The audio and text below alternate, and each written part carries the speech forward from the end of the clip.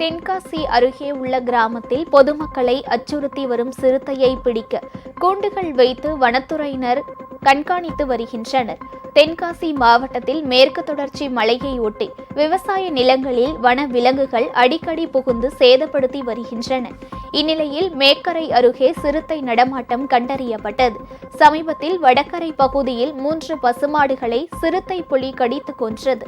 இதனால் அப்பகுதியில் உள்ள விவசாயிகளும் பொதுமக்களும் அச்சமடைந்துள்ளனர். இதையடுத்து சிறுத்தையை பிடிக்க 2 கூண்டுகள் வைத்து வனத்துறையினர் கண்காணித்து வருகின்றனர். இதேபோல் ஊட்டி அருகே ஆதிவாசி கிராமம் அருகே முகாமிட்டுள்ள ஒற்றை காட்டு யானையை வனப்பகுதிக்குள் விரட்ட மக்கள் கோரிக்கை விடுத்துள்ளனர். ஊட்டி அருகே குறும்பூர் பள்ளம் பகுதியில் ஒற்றை காட்டு யானை முகாமிட்டுள்ளதால் கிராம மக்கள் அச்சமடைந்துள்ளனர்.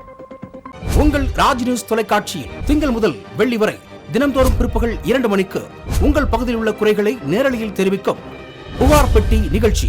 பங்கு பெறுங்கள், பயனடையுங்கள், காணத் தவறாதீர்கள்.